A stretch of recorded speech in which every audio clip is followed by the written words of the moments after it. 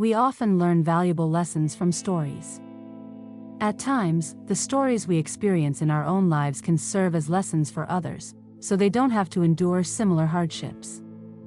And today, I want to share 2 such stories with you.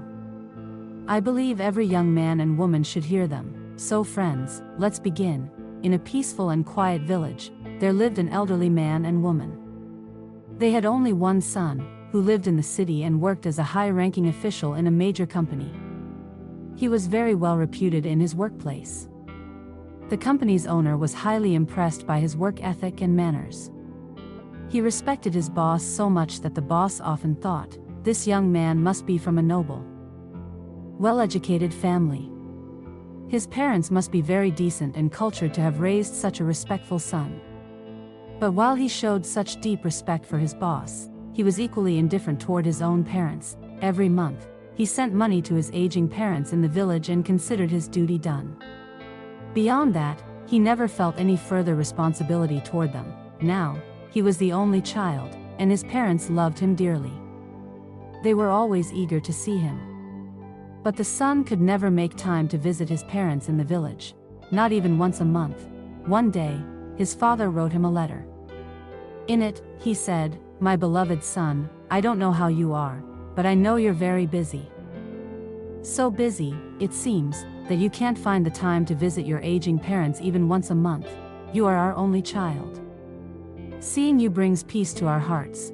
We have no grandchildren, so we never hear the sweet voices of little ones calling us grandpa and grandma. Our empty hearts cry out for this every day.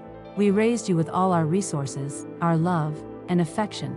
Now, in our helpless old age, you use busyness as an excuse not to visit us, not even once a year.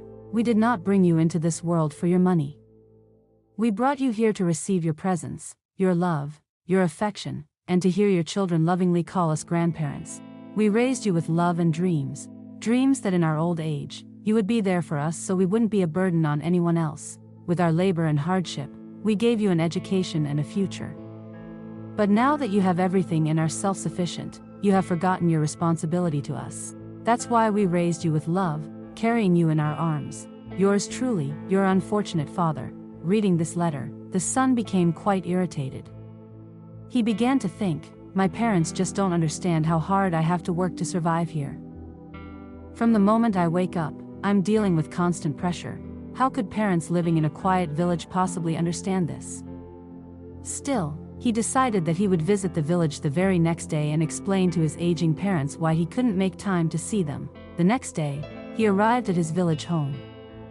It was a large house, silent and still. It felt like no one lived there. As he entered the house, he saw no one. He then walked toward the adjacent room, where he found his loving mother, head bowed, preparing vegetables.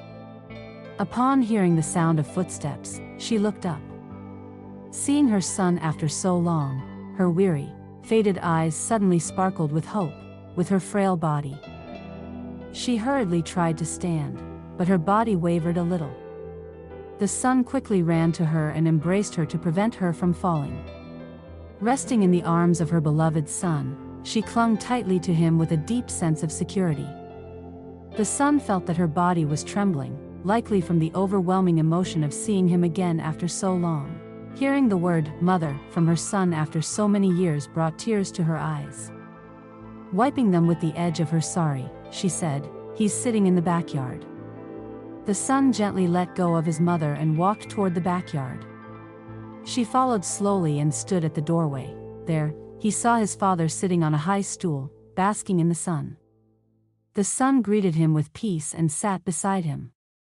The father responded to the greeting but didn't even look at his son. "How are you?" the son asked. "I'm fine," the father replied curtly. They sat in silence for a while. A few minutes later, the father pointed at a crow and asked, "Son, what is that?" "A crow," the son replied. After another pause, the father asked again, "What is that?" "A crow," said the son, a little impatiently. Again, after a few moments, "What is that?" This time, the son got slightly annoyed but composed himself and replied, "A crow, father." Then again, the father asked, "What is that?" This time the son couldn't hold back his frustration. "I've told you so many times, it's a crow. Why do you keep asking the same thing again and again? What's the matter with you?" The father now turned his gaze toward his son's angry face and said to his wife, "Please bring me my diary from the table." The mother brought the diary and handed it to her husband. The son, confused, began to read, "Today, our only son turned 3. He has just begun to speak in broken words. After coming back from school, I took him in my arms and sat in the backyard. Suddenly, he saw a crow and pointed at it, asking, 'What is that?' I replied, 'A crow.' Again, he asked, 'What is that?' I said, 'A crow.' He asked the same question 15 times, and I gave him the same answer each time, smiling with love and joy." Reading this, the son froze like a stone. Tears of deep regret rolled down his cheeks. Head lowered, he tried to hide his tears as he leaned into his father's lap for comfort. Standing at the doorway, the son's loving mother could not stop the tears streaming down her cheeks. Even behind the edge of her sorry, "Dear friends, let us value and cherish our parents while they are still with us. Let us show them the respect and care they deserve. For those whose parents are no longer with them, let us pray to Allah for their forgiveness and peace. No matter what we do, we can never truly repay the debt we owe to our parents." The second story, The Coffee Bean. A newly married woman returned to her father's house for the first time after her wedding.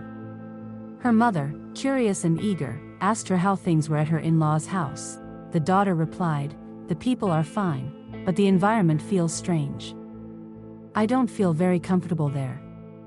Seeing a sense of despair in her daughter, the mother said nothing more. She simply let her daughter enjoy her time at her childhood home. Over time, the daughter began to notice something different, a love she had never experienced before. Everyone treated her with affection and respect. She was pampered and honored like a royal guest in her own home. There, she thought, everything feels unfamiliar.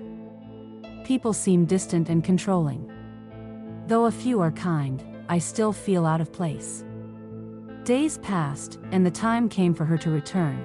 The day before her departure, the mother took her daughter into the kitchen.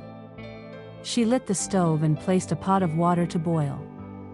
When the water began to bubble, she added 3 things into the pot: a carrot, an egg, and some coffee beans. After boiling for about 15 to 20 minutes, she turned off the heat and placed the contents into separate bowls. She looked at her daughter and said, "Tell me, what do you see?"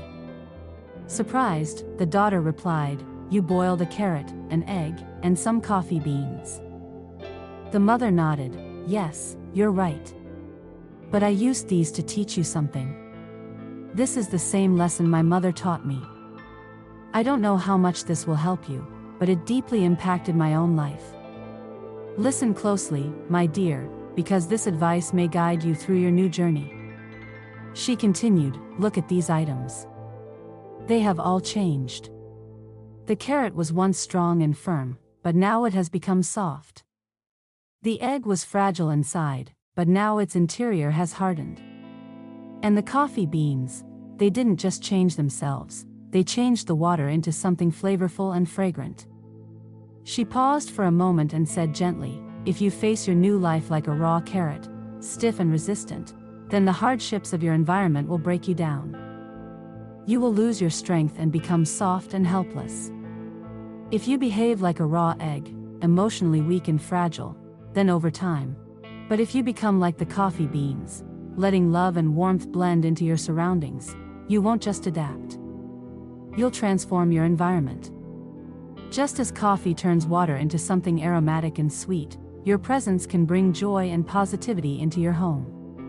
If you can do that, your in-laws' house will start to feel even more like home than your parents' house. Surrounded by love, respect, and care, you'll become the happiest married woman in the world." So friends, what do we learn from the sister's story? When entering a new and unfamiliar environment, be the coffee bean. Never try to become the carrot or the egg. And if you do that, you will be loved, respected, and cherished, wherever you go, by whomever you meet. I hope these 2 stories have touched your heart and taught you something valuable. If you enjoyed them, please subscribe to Nagar Bioscope and stay connected with us. Thank you so much.